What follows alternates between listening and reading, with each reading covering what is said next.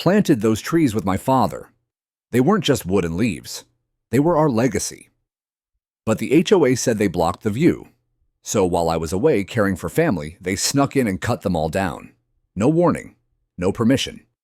Just cold chainsaws, tire tracks, and a smug HOA Karen smiling in the footage like she'd won. What she didn't know, I had video-proof emails and a legal case she never saw coming. This isn't just about trees. It's about standing your ground against abuse of power, against petty revenge, and for everything your family built. And when the court ruled in my favor, what happened next? Well, let's just say she lost more than her seat on the board. They weren't just trees to me, they were memory markers, living monuments. A line of tall, broad canopied red oaks that ran along the eastern edge of my yard, planted by my father one by one when I was just a boy. Each one spaced exactly 15 feet apart, dug with a spade I still keep in the shed, even though the handles cracked and the blade rusted.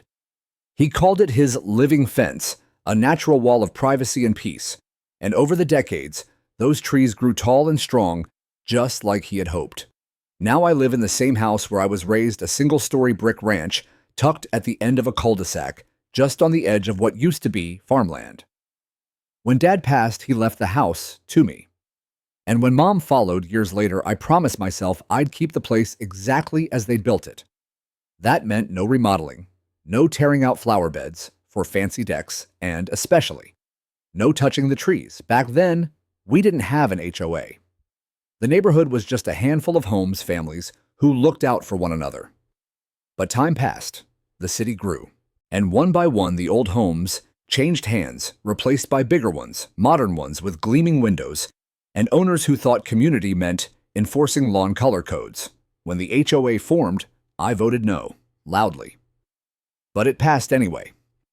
Still, for a while, they left me alone. I didn't cause trouble. I mowed my lawn. I kept the place neat.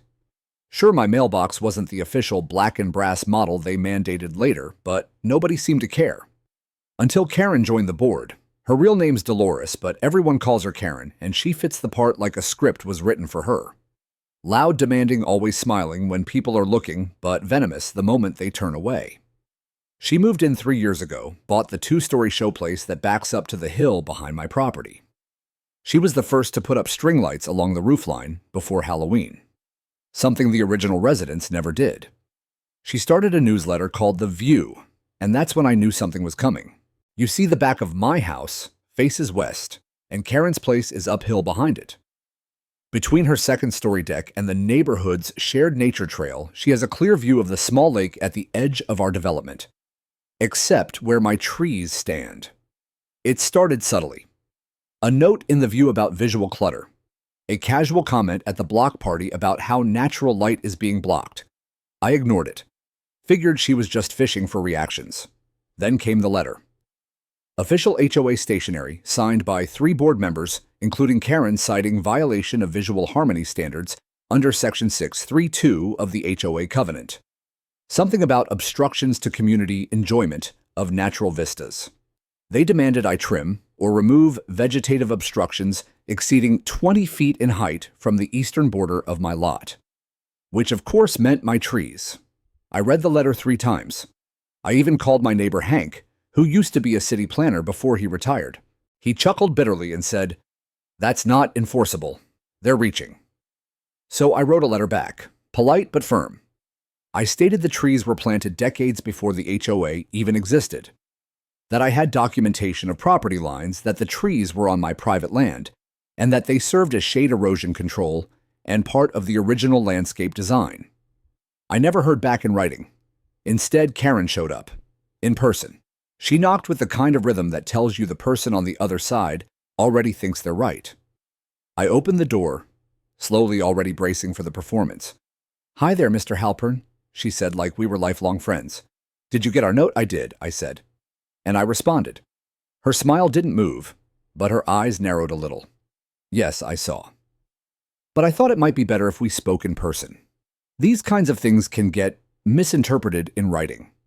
We're really just trying to preserve the value of everyone's view. Your trees, while lovely, are creating a bit of a blind spot for some of the newer homes." I stepped out onto the porch, keeping my hands in my pockets.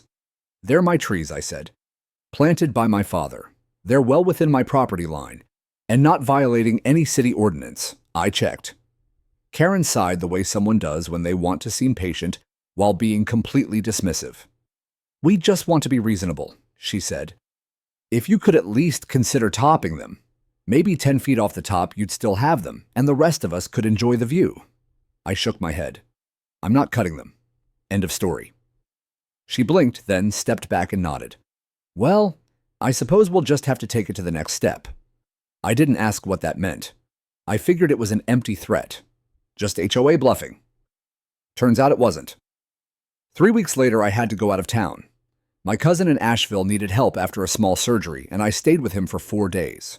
When I left, I looked back at the line of red oaks like I always did. Solid, beautiful part of the land. When I returned, they were gone. Every single one of them. Gone. Stumps hacked low to the ground. Chips and sawdust scattered across the grass. Tire tracks gouged into the yard. My fence leaning sideways where a truck had backed into it. I stood there for a full minute before I could breathe. It was like someone had ripped out my childhood. I dropped my bags on the porch and ran to the shed. My old spade was still there. So was the camera feed. You see, I'd installed motion-activated security cameras last year after a string of petty thefts in the neighborhood. I never thought I'd need them for this. But when I pulled up the footage, my hands trembled. There they were, a landscaping crew, 3 trucks. One of them had a magnet sign on the side, Vistascape Property Services. A clipboard, paperwork. A woman in a red windbreaker standing beside the crew leader. Her face turned toward the camera, clear as day. It was Karen, standing in my yard, smiling, as if she'd just won. The footage didn't lie. Karen had been in my yard, clipboard in hand, while a crew of landscapers systematically took down every single red oak on the eastern edge of my property. The video was clear, time-stamped, and damning. I watched her point at the trees. I watched her gesture to the crew, nodding as if she were conducting an orchestra. And worst of all, I watched her walk away, smiling. Just as the last tree came crashing down, sending a plume of sawdust into the air, like an explosion of grief. I didn't sleep that night. I just sat at my kitchen table, the camera footage looped on my laptop, a cup of coffee gone cold beside me. I kept rewinding one frame. Karen turning toward the camera, her face caught mid-smirk. I didn't know what emotion I was feeling more, rage, betrayal, or the hollowness that settles in when something irreplaceable has been taken from you. The next morning, I found it, stuffed inside my mailbox. No postage, just folded and sealed with a bit of HOA letterhead tape, was a single sheet of paper. Notice of Compliance Action HOA Visual Harmony Directive. Dear Mr. Halpern, per the authority granted under Section 6.3.2 and the Emergency Provision Clause 8.1 of the HOA Covenant, the Board has taken action to enforce visual harmony standards in response to multiple homeowner complaints regarding obstruction of shared community vistas. In accordance with legal guidelines, a qualified landscaping team has executed the necessary removal of obstructive foliage at the eastern boundary of your property. The HOA thanks you for your understanding and commitment to a harmonious community. Sincerely, Dolores Karen Whitman, Vice President, HOA Board. It was the most smug, sanitized, and legally dressed declaration of war I'd ever read. She'd actually done it. They'd used a vague clause in the HOA rules, emergency visual harmony, to justify trespassing on private land and cutting down trees that had stood longer than half the houses in this neighborhood. And worse, they hadn't even tried to hide it. They acted like they were entitled to do it. I gripped the letter in my hand so tightly it wrinkled and tore down the middle. But I didn't throw it away. I flattened it out, smoothed the edges, and slipped it into a file folder. Evidence I would need it. I spent the next few hours documenting everything. Photos of the stumps, close-ups of the tire marks in my yard, the broken section of my fence, a copy of the original HOA covenant, my property deed, old photos, dated, of me and my father standing next to the saplings when we planted them. Then I called Hank. "Tell me this isn't legal," I said the moment he picked up. He let out a slow whistle after I gave him the rundown. They did what while you were gone cut down every tree, I said. Cited some visual harmony clause. Left a letter in my mailbox like they were doing me a favor. That's not just illegal, Hank said. That's stupid. Real stupid. And you've got proof. I have video. Clear shots of Karen directing the whole thing. There was a long pause. Then he said, "You need a lawyer. I already knew that." That evening, I made a few calls and booked an appointment for the next morning with a local attorney named Sharon Mullins. She specialized in property law, and more importantly, she had a reputation for not being afraid to go up against HOAs. Her office was in a modest brick building downtown, tucked between a dry cleaner and an old bakery. No frills, just results. When I arrived, she greeted me with a firm handshake and eyes that meant business. Start from the beginning, she said, notepad open. I laid everything out. My history in the neighborhood, the origin of the trees, the letter, the footage. She watched the video 3 times, her expression never changing. Finally, she looked up. "You've got a solid case," she said. I let out a breath I didn't know I'd been holding. They trespassed. They destroyed property. You have documented value loss, environmental damage, and emotional distress. And, she tapped the screen. They admitted it in writing. She leaned back in her chair. This isn't just a civil suit. We might be looking at criminal trespass and malicious destruction of property, if we want to play it hard. I want to play it very hard, I said. She smiled. Good. We spent the next hour building a timeline. She instructed me to get estimates from arborists on the value of the trees lost, especially considering their age and role in preventing erosion. She wanted me to write a formal affidavit detailing the tree's history. And she sent a letter that very afternoon to the HOA's legal counsel demanding a cease and desist of any further action or retaliation, along with a preservation request for all HOA board communications related to my property. By that evening, the storm had started to swirl. Karen called me at home. I let it go to voicemail, but I listened. "Hi, Mr. Halpern," she began in a syrupy voice. "I just wanted to reach out and make sure you received our notice, and to clarify that the HOA's actions were taken in good faith under our covenant authority. If you have concerns, I'd be more than happy to discuss them over coffee rather than, escalate anything unnecessarily." I didn't call her back. Instead, I made a copy of that voicemail and sent it to Sharon. The next day, the HOA's president, a man named Richard Lutz, who rarely left his golf cart, showed up at my front door. He didn't knock. Just stood at the end of my walkway, arms crossed, waiting for me to come out. When I did, he looked uncomfortable. "Jim," he said, using my first name like we were neighbors on good terms. "Let's be reasonable here. You authorized trespassing," I said coldly. "I didn't," he said quickly. It was Dolores. She pushed this through the board during an off-schedule vote. I wasn't even present. Look, I didn't want this to happen. Then maybe I said you should have stopped her. He opened his mouth like he wanted to explain more, but then closed it. He looked at the ground.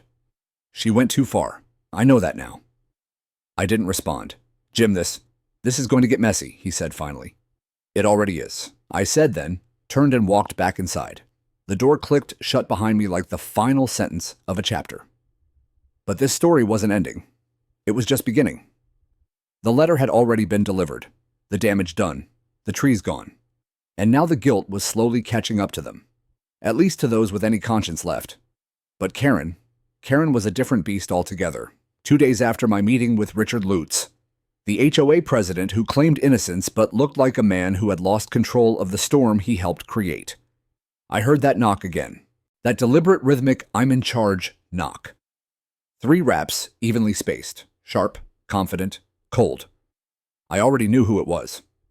I stood at the window for a moment watching her shift her weight on the front step. Clipboard in hand, red windbreaker zipped up to her throat, sunglasses perched on her head like a crown.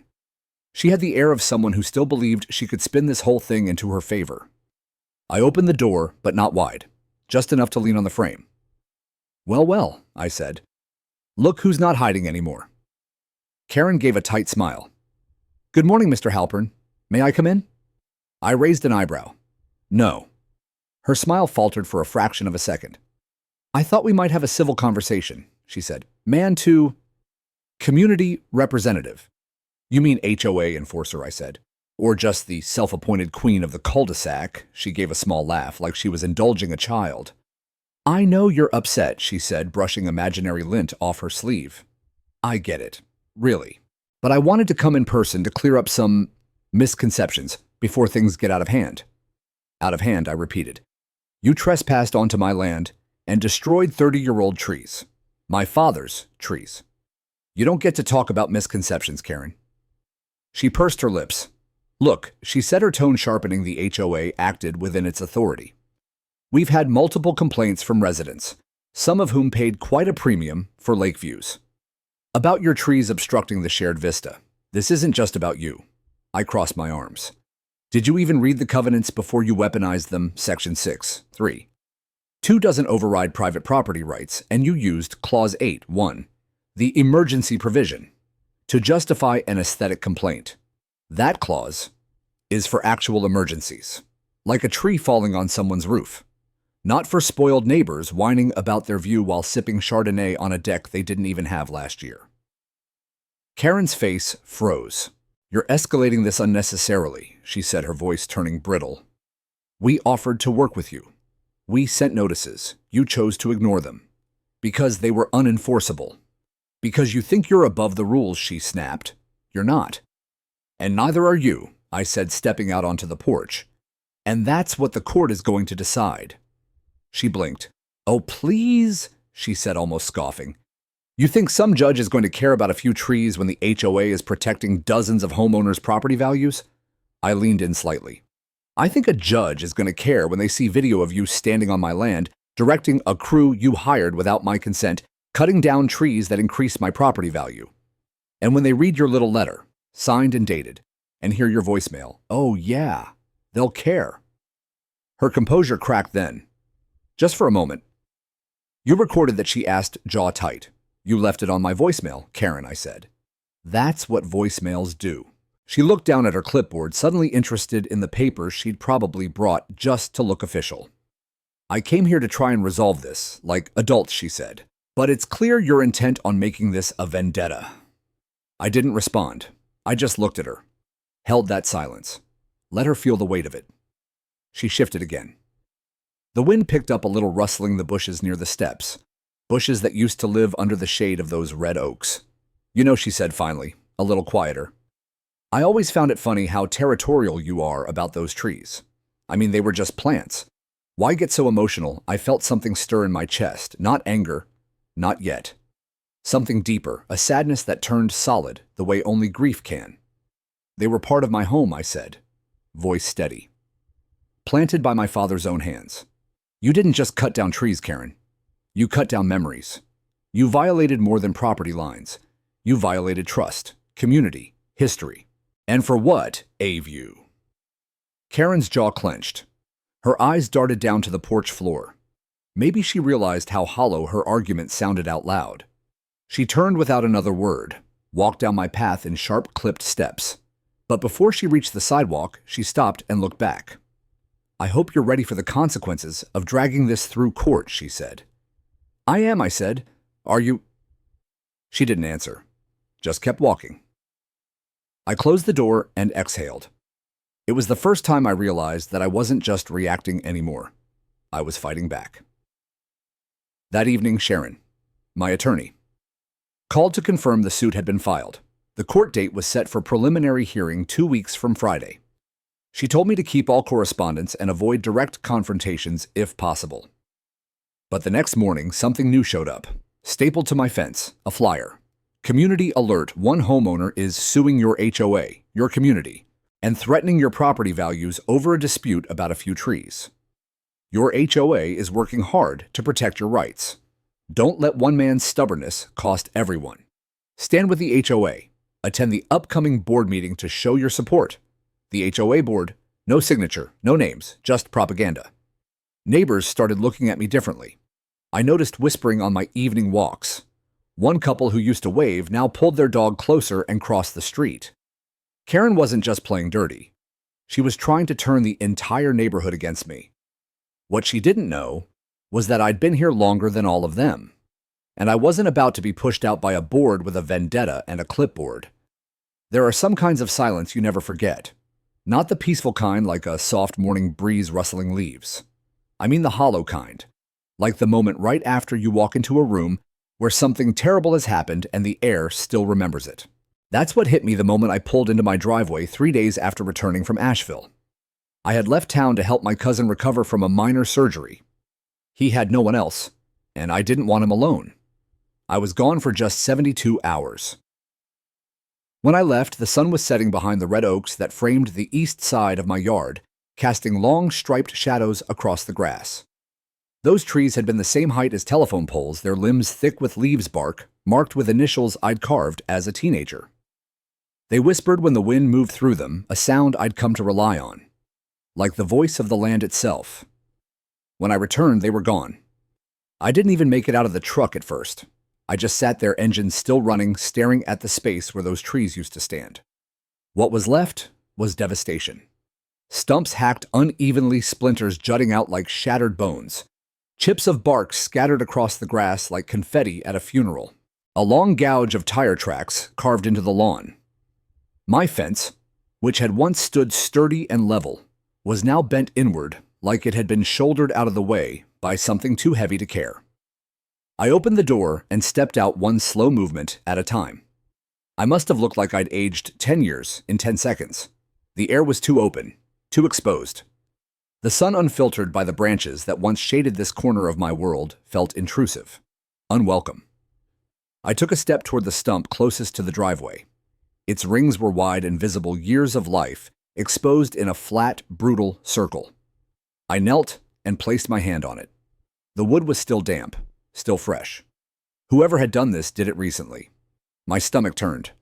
I felt a heat rise up my spine, not from the sun, but from the unmistakable surge of grief and fury that only comes when something sacred has been destroyed.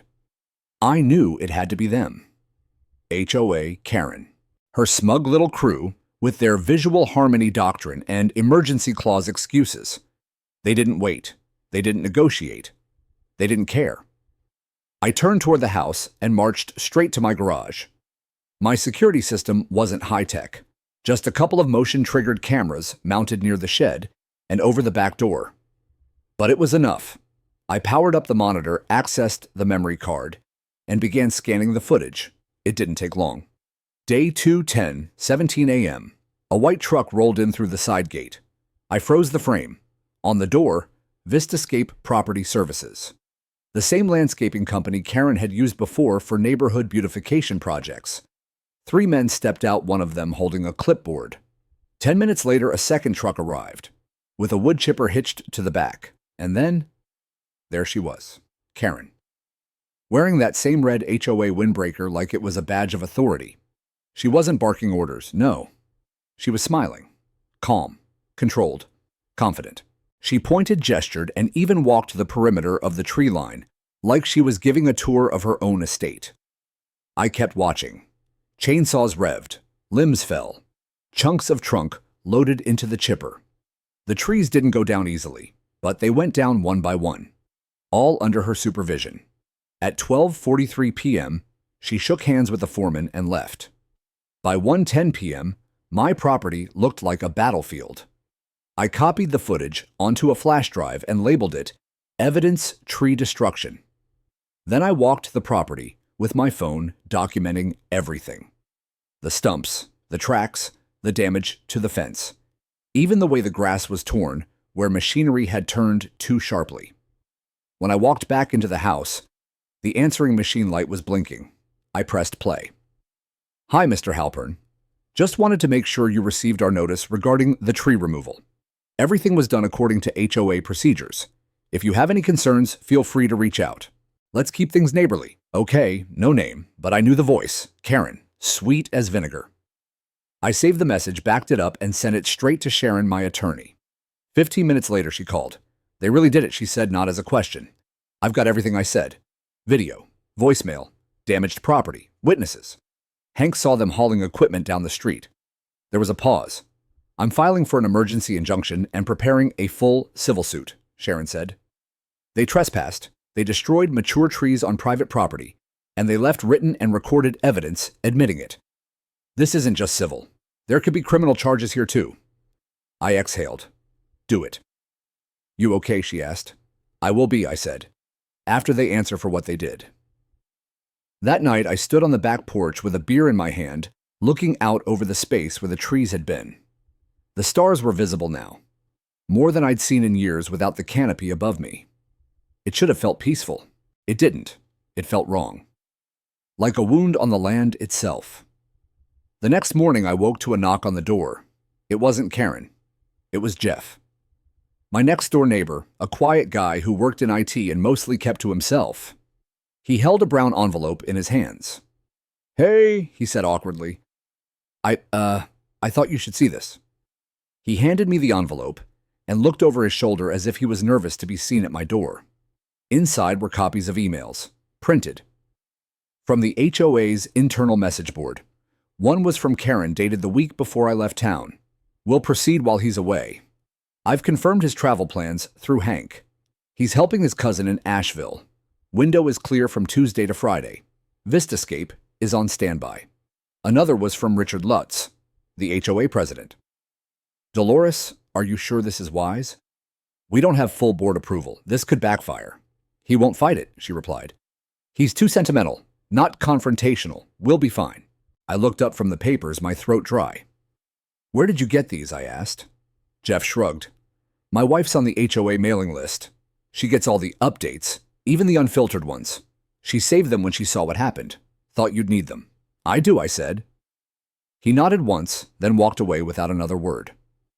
I stood there on the porch, envelope in hand, wind blowing gently across the newly exposed yard.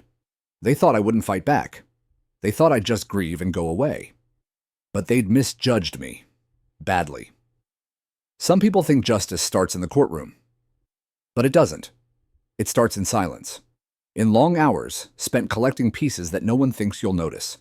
In reading between lines, saving screenshots, digging through old files, watching a shaky video frame by frame until one detail jumps out like a confession.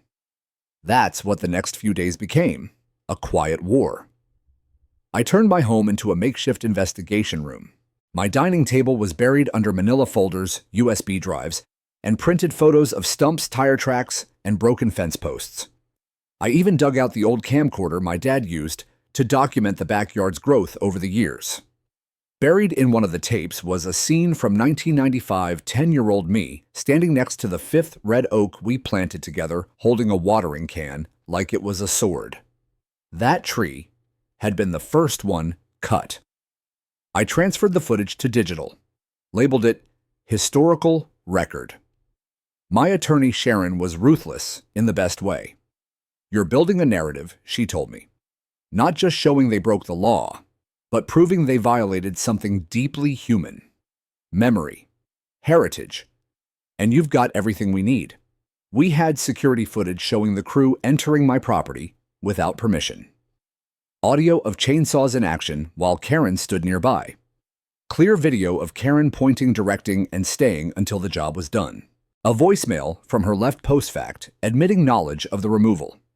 The printed letter citing a vague HOA clause. Unauthorized invalid. Internal HOA emails, thanks to Jeff and his wife. Proving premeditated action and personal targeting. Testimony from neighbors, including Hank, confirming I was out of town and unaware. Photographic evidence of damage to the fence yard and root systems. Historical video from the 90s establishing the tree's origin long before the HOA existed. But the most damning piece, an email from Karen to the landscaping company Vistascape that Sharon subpoenaed as part of early discovery. Proceed per instruction. Trees are to be removed completely. Property owner is away until Friday. No need to notify. Action falls under HOA emergency provision. HOA will handle any pushback. It was arrogant, reckless, and completely illegal. Sharon grinned when she read it. Karen handed us the win on a silver platter. That week we filed the official civil lawsuit. Halpern v. Lakeside, Meadow, HOA. Claims trespass, unlawful destruction of private property, willful damage, emotional distress, and violation of property rights. We also filed a temporary injunction preventing any further action by the HOA on my land and a motion for punitive damages. The moment the court accepted the filing, it became real. Karen must have heard within hours because by sunset, she was at it again. This time, it wasn't a flyer. It was a special edition of The View, the HOA's monthly newsletter, dropped in every mailbox, including mine. The headline read, "Disgruntled Homeowner Files Frivolous Lawsuit. Threatens Community Unity." It continued. In a time when property values are rising and the Lakeside Meadow community is flourishing, one homeowner's refusal to comply with community standards has escalated into an unnecessary legal dispute. The HOA stands by its actions made in accordance with bylaws meant to ensure fairness and aesthetics. We encourage residents to support the board as it navigates this unfortunate distraction. Unfortunate distraction, that's what they called it. The destruction of 30 years of living history. A line of trees that cooled the soil hosted nesting birds and marked the rhythm of seasons in this neighborhood. All wiped out in the name of someone else's view. The backlash began in waves. Some neighbors rallied to my side. Those who'd lived here long enough to remember when the HOA didn't exist, when we settled disputes face-to-face, not through forms and fines. They brought casseroles, offered testimonies, and told me to burn them down. In court. Others turned cold. Cold in that polite, passive-aggressive HOA way. Tight smiles, no eye contact. Sudden complaints about my recycling bin being off-center. But I didn't care, because then something strange happened. Channel 9 News knocked on my door. A reporter named Lexi Baird, young and sharp as a tack, said she'd gotten wind of the case from a source in the courthouse. "We've covered HOA disputes before," she said, "but this one has heart and evidence." I didn't want a media circus, but I agreed to a quiet interview. On my porch with the stump line in the background, I spoke softly, carefully. I told them about my father, about the trees, about how this wasn't just about wood and roots, but respect, for legacy, for ownership, for the line that shouldn't be crossed no matter how many rules you write into a neighborhood charter. When the segment aired, it struck a chord. People began commenting online. Strangers, lawyers, environmentalists. A Facebook group popped up, Justice for the Red Oaks. It gained 600 members in 2 days. Karen panicked. At the next HOA board meeting, she tried to hold a vote to censure me for community defamation, but half the room turned on her. Someone, probably Jeff's wife, had shared the internal emails. People read them aloud, shouted, walked out. Karen tried to regain control, tried to silence the room. But the crowd didn't want HOA rules anymore. They wanted answers, and the court date hadn't even arrived yet. That night, Sharon called me again. "You're not just going to win this case," she said. "You're going to set precedent. HOAs around the state are going to start rewriting their covenants after this."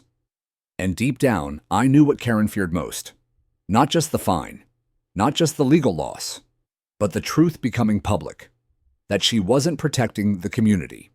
She was using it as cover, for revenge, for power. And soon everyone would see it.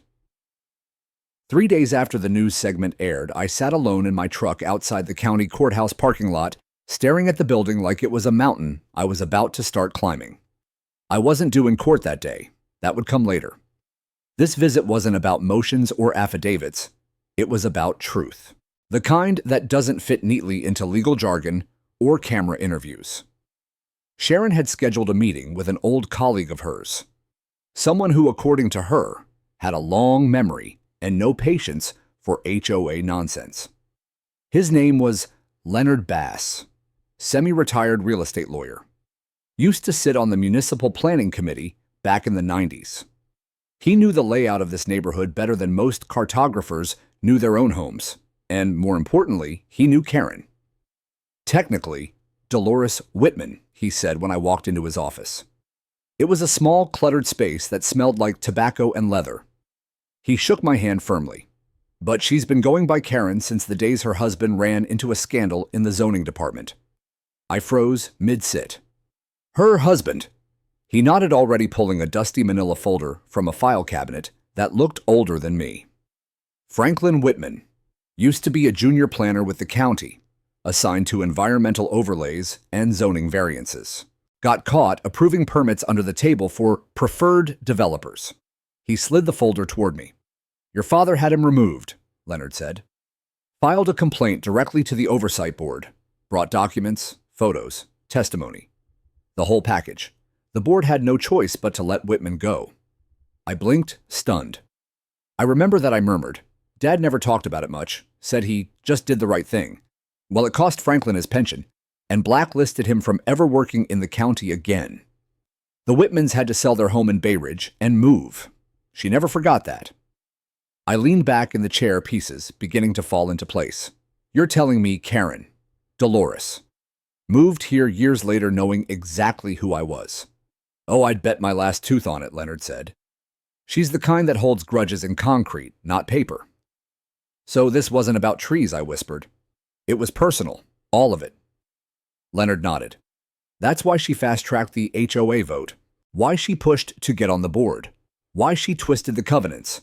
It was never about views. It was about payback. I stared at the folder. Inside were scanned copies of the original ethics complaint, all signed by my father. One line stood out, "It is my duty as a citizen and as a father raising children in this county to ensure that people like Mr. Whitman are held accountable before they cause harm." It hit me harder than I expected. Not because of the words, but because I could hear his voice in them. Calm, steady, unapologetic. Karen had spent years waiting for a chance to hurt our family. She didn't go after me directly. She went after what my father loved, what I loved, and she thought I'd just crumble. Instead, I left Leonard's office with a copy of that complaint, a new fire in my chest, and one clear goal: expose everything. Sharon was thrilled. This changes the tone of the whole case, she said. It's no longer just destruction of property. It's targeted harassment, vindictive abuse of HOA authority. We can request punitive damages and force a review of her position on the board. I nodded. And if we subpoena the HOA's internal messages, we might find more than just planning talk. Sharon smirked, already in motion. Meanwhile, the neighborhood was turning. The Facebook group, Justice for the Red Oaks, had grown past 1,000 members. Someone had turned the photo of the stumps into a meme that read, "When your neighbor's trees have deeper roots than your moral code." People started showing up on my lawn, not to protest, but to plant. A local nursery donated saplings. High schoolers volunteered to help with soil prep. One woman brought wildflower seeds to encourage bee return. Even the Boy Scouts came by and helped mend my fence, supervised by their troop leader, who told me with a wink, "We believe in standing for what's right." Karen stayed quiet, but not everyone else did. Jeff stopped by again this time, with another envelope. Inside was a printed message chain between HOA board members. One line written by a board treasurer named Eileen made me pause. Dolores is out of control. I didn't sign up to be sued over a personal vendetta. We need to call a vote. It was unraveling. The board was cracking. And the best part, my court date was just days away. 2 nights before the hearing, I stood in my backyard under a sky full of stars next to 6 newly planted saplings. Small now, but full of promise. I remembered my father's hands, calloused but careful, guiding my younger self as we lowered a baby oak into the dirt. "It's not just a tree," he said. "It's proof you were here, that you left something better than you found it." Karen thought she could erase that, but she didn't know who she was dealing with. And come Friday morning, the judge was going to learn the full story too. The morning of the hearing, I woke up 2 hours before my alarm. I didn't need coffee. My nerves had already brewed something stronger. Outside my bedroom window, the sunrise painted the yard in soft orange light. It fell on the newly planted saplings, casting long shadows that reached toward the edge of the lawn, toward the empty places where the red oaks used to stand. I buttoned my shirt slowly, methodically, pressed my collar. Clean shave, clean shoes. I wasn't just going to court. I was going to war, with facts, memory, and truth as my weapons. Sharon met me on the courthouse steps. She wore a navy blue blazer, hair tied back, glasses low on her nose, as she flipped through a thick file folder. "You ready for this?" she asked, eyes scanning mine. I nodded. Been ready since the first chainsaw started. We walked into the courtroom together. Modest, not like the TV dramas, but still heavy with that peculiar weight that settles over a space where justice is supposed to live. Rows of benches filled quickly.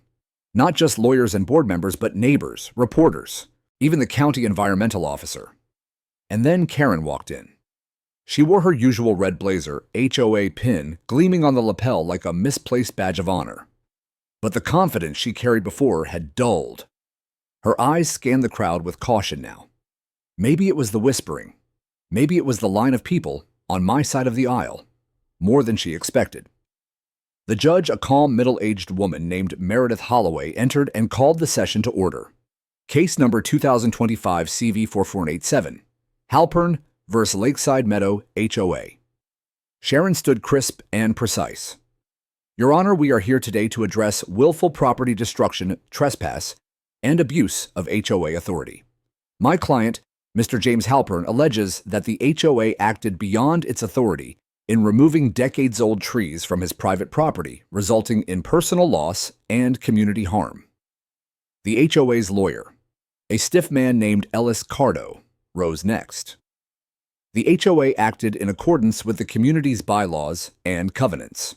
The action was taken to restore visual access and uphold neighborhood standards. Judge Holloway held up a hand. I've read the filings. Today is about determining whether this action fell within the bounds of the HOA's legal authority and if damages are warranted. And so it began. Sharon called me to the stand first. She guided me through my testimony like a conductor. I spoke about my father, about the trees he planted, about the decades of care, the meaning they held. I described the day I came home and found them gone. The smell of fresh-cut wood still in the air, the silence. Then she played the security footage. The courtroom was quiet as the images flickered to life on a screen near the judge's bench. Karen. In my yard, directing men with chainsaws. She pointed. She nodded. She smiled. Gasps echoed from the benches. Someone whispered, "That's her. That's the VP." Then Sharon played the voicemail. Karen's voice saccharine and sly. "Hi, Mr. Halpern. Just wanted to make sure you received our notice regarding the tree removal.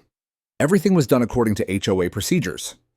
Judge Holloway leaned back her pen, frozen mid-note. Next, Sharon brought out the emails.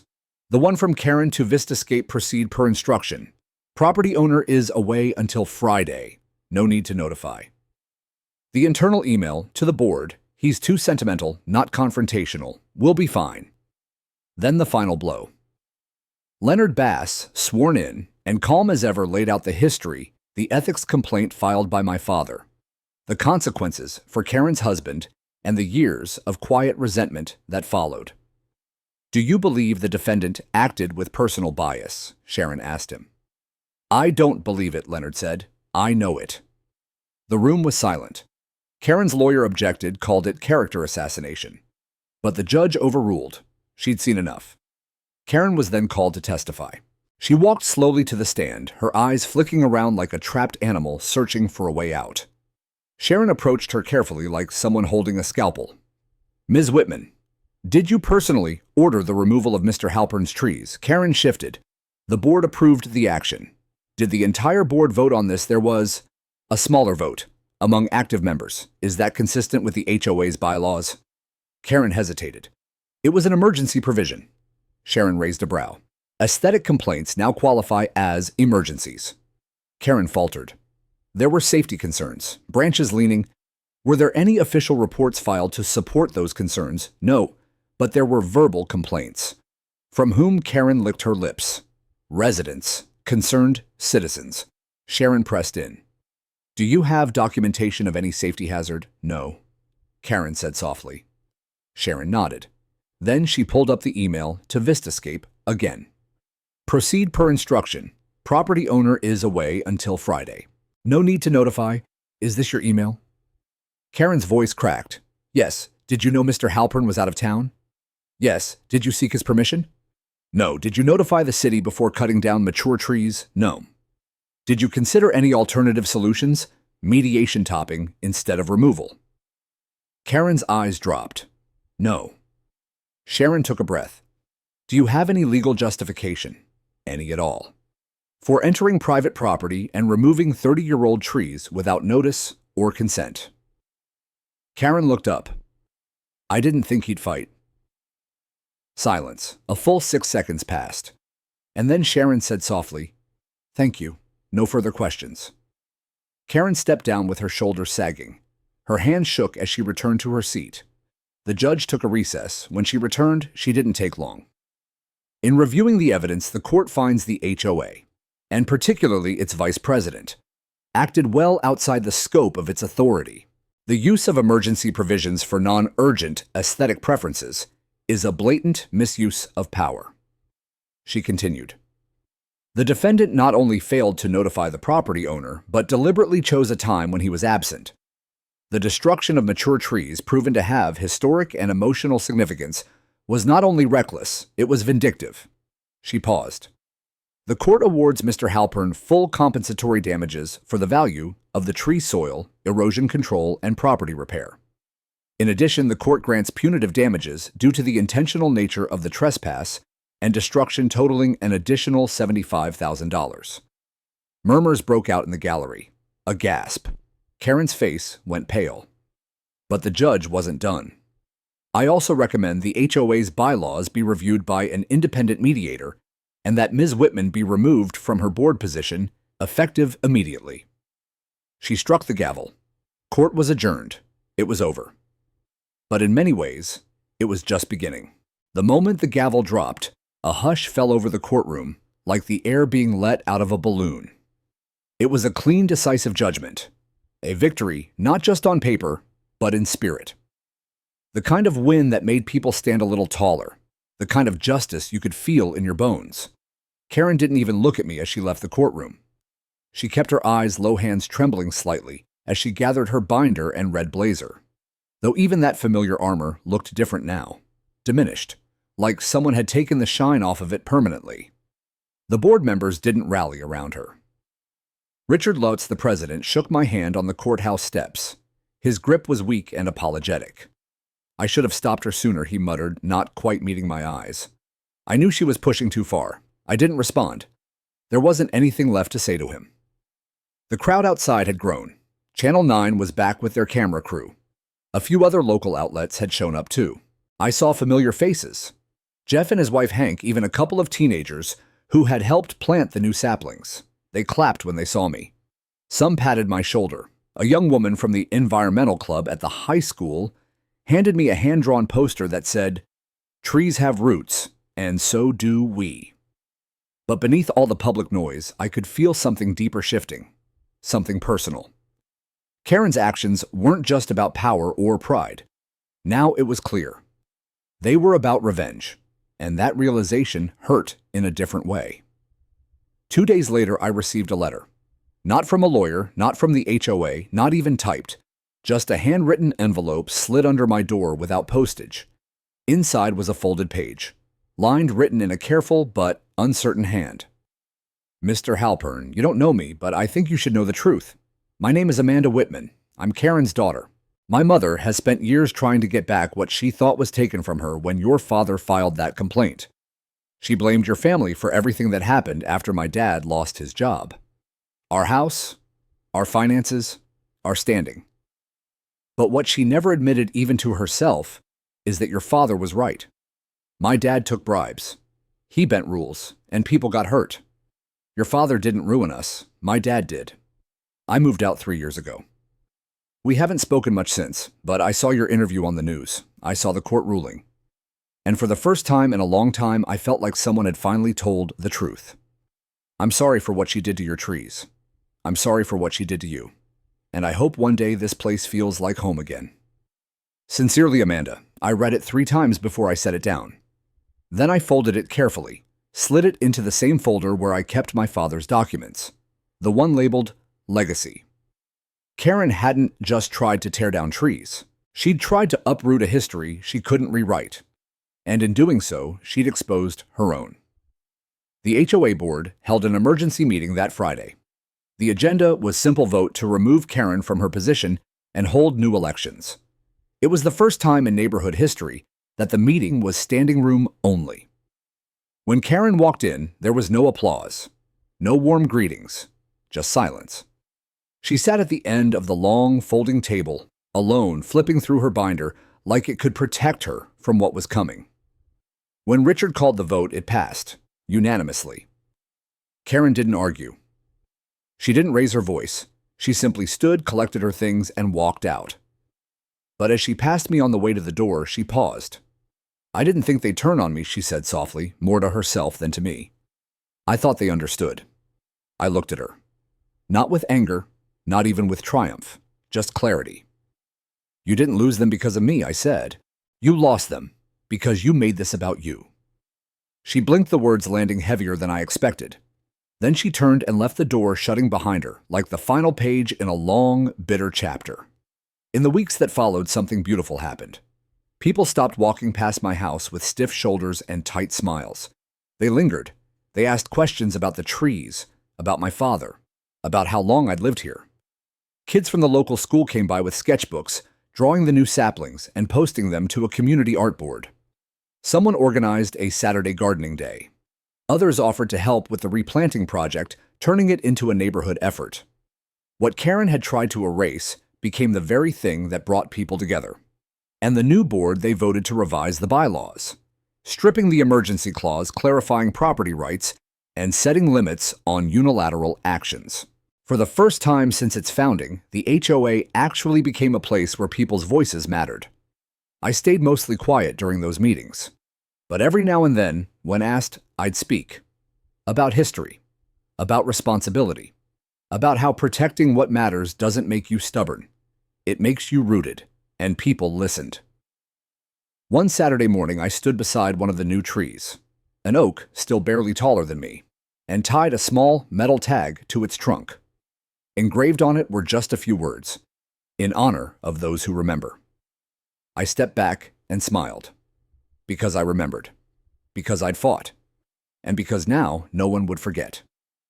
The judgment in Halpern versus Lakeside Meadow HOA didn't stay quiet for long. Within 48 hours of the ruling, clips of the courtroom testimony had gone viral. The security footage of Karen smiling while my trees fell had made its way onto Reddit, where users dubbed her Chainsaw Karen. Someone paired it with a slow-motion edit and dramatic violin music. Another turned her smug nod into a meme. But the internet wasn't just laughing. It was listening. Messages poured into my inbox from across the country. People from Utah, Arizona, Florida, even Canada. Some shared their own horror stories. HOAs that fined them for wildflowers, threatened them for solar panels, or bulldozed their fences over aesthetic violations. A retired veteran in New Mexico wrote, "I planted trees when my son was born." The HOA tried to rip them out. I fought and lost. Watching your story gave me hope again. Local radio picked it up next, then regional news, then a national environmental blog. The tipping point came when a property rights advocacy group contacted Sharon and offered to sponsor a town hall panel, the subject where HOA power ends and homeowner rights begin. They asked me to speak. I didn't think I had the words. I was just a man who loved his land, a man who lost something and decided not to let it go quietly. But Sharon said something that stuck. "You're not just a homeowner anymore," she told me. "You're a precedent." So I said yes. The event was held at the local high school auditorium, 400 seats, standing room only. The panel included a property law professor, a retired judge, and an HOA reform advocate. I was the last to speak. I stepped up to the podium with my palms sweating, throat dry. But the moment I saw the faces in front of me, something clicked. This wasn't about performance. It was about truth. So I spoke plainly. "I didn't ask to be here," I said. "I didn't go looking for a fight." But one found me anyway. And I realized that if I didn't stand up for what mattered, my land, my history, my rights, then someone else would tear them down, piece by piece, just like they did with my trees. I paused. But this isn't just about trees, it's about power. About what happens when people start thinking rules matter more than relationships, more than listening, more than respect. I looked across the room. We can't keep pretending HOAs are above accountability. We can't keep letting people like Karen hide behind fine print while they cut down everything that makes a place feel like home. There was silence when I finished. Then a long rising wave of applause. Someone in the back shouted, "Protect the red oaks." It stuck. Within a month, HOA policy forums started referencing my case. Law blogs analyzed the judgment line by line. The environmental group published a case study titled Rooted in Justice, a Homeowner's Stand. Even the county commission took notice. They introduced a new measure requiring third-party review of HOA emergency actions that involve physical changes to private property. The Halpern Clause, they called it. Unofficially, but widely enough that it stuck. And perhaps most satisfying of all, Vistascape Property Services. The landscaping company Karen hired was fined by the city for working without proper permits and operating on private land without consent. They issued a public apology, cut ties with the HOA, and donated 100 saplings to a local urban forestry initiative. Karen, she disappeared from public view. After being removed from the board, she put her house up for sale quietly. I heard whispers that she moved closer to her daughter, Amanda. Maybe she realized something. Maybe she didn't. But the damage she left behind had already transformed into something else, something stronger. My backyard changed too. Where once 30-year-old oaks stood a new line of saplings stretched along the eastern edge. Each one donated, planted, and nurtured by a community that had rallied instead of retreated. Each tree bore a small tag. Some had names, others quotes. One read, "Planted in protest, grown in peace." Neighbors who'd barely spoken to me in years now waved as they walked by. Some brought coffee. Others brought clippings from their gardens to share. It felt less like a neighborhood and more like what it had been before the rules. The place where I grew up, where people knew each other instead of just enforcing fences between themselves. Hank, my old planter neighbor, stopped by one afternoon as I was watering. "You know," he said, eyeing the new trees, "those red oaks weren't the only roots around here. Turns out yours went deeper than anyone thought." I smiled. I just stood my ground. He nodded. And that made everyone else remember they could too. A few weeks later, I received a letter in the mail. Official seal, county stationery. It was a commendation. In recognition of your actions to uphold community values, environmental integrity, and citizen rights, the County of Brookdale formally commends Mr. James Halpern for outstanding civic leadership. It wasn't framed. It wasn't flashy. But I placed it right next to my father's old ethics complaint from 1997. 2 documents, 2 generations, 1 principle. Do the right thing, even when it costs you, especially when it costs you. That night I stood on the back porch again. The wind moved through the young trees, and though the sound was softer than the old red oaks, it carried the same rhythm, the same promise. Things had changed. The HOA had changed. And maybe, just maybe, the world outside our little cul-de-sac was starting to pay attention. All because one man said no, and never backed down. The first time I saw a kid climbing one of the new saplings, I didn't stop him. He was maybe 8 barefoot dirt on his cheeks, hoisting himself onto the low branch like he was scaling a mountain. I watched from my porch, coffee in hand, heart somewhere between a laugh and a lump in my throat. The branch wobbled, but held. It reminded me of myself, decades earlier, doing the same thing on the very trees that once stood there. The ones my father and I had planted, nurtured, and defended with everything we had. Gone now, but not forgotten. And in their place, something new. But not just saplings. Something more rooted, more lasting. A neighborhood that finally remembered how to be a community. After the verdict, the energy didn't fade. It flourished. Where there had been silence and sidelong glances, now there were conversations, invitations, even laughter. The people who had once been scared of rocking the HOA boat began speaking up, sharing their own small injustices, their fears of retaliation, their guilt for staying quiet. It turned out I wasn't the only one Karen had tried to bulldoze, just the first who had made it all the way to court, and maybe the last who had to. The new HOA board was elected within a month. Fresh faces, balanced voices. People who actually knocked on doors and asked what mattered before casting votes. The emergency clauses were revised, the property boundaries reclarified, and a new rule was instated. No decision affecting private land may be enacted without direct written consent from the landowner. A simple rule, but one that had taken blood, sweat, and sawdust to earn. The saplings, 12 in total, had grown fast under the summer sun. Neighbors took turns watering them. Kids gave them nicknames. One tree was called Gramps because it was the tallest. Another Justice because a little girl said it looked brave. One Saturday morning, we held what Sharon jokingly called the Red Oak Resurrection. We laid mulch, placed benches, and installed a small plaque at the center of the row, in memory of what stood and in honor of who stood up, planted by the community for the community. I didn't speak much during the dedication. I didn't need to. The real story was already rooted in the soil. Amanda Whitman came back. It was early fall, just as the leaves were starting to rust around the edges. She walked up my driveway with a nervous smile, holding a small pot in her hands. A sapling. I know it won't undo anything, she said quietly, but I grew this from an acorn I found behind our old house. Thought maybe it belonged here more than I did. I took it from her, carefully cradling the tiny oak like a living apology. Thank you, I said. She stayed for coffee. We didn't talk much about her mother, but we talked about roots, about the way families bend and break, and how sometimes healing starts when someone simply stops denying the damage. Before she left, she knelt beside the newest spot on the tree line and helped me plant her sapling.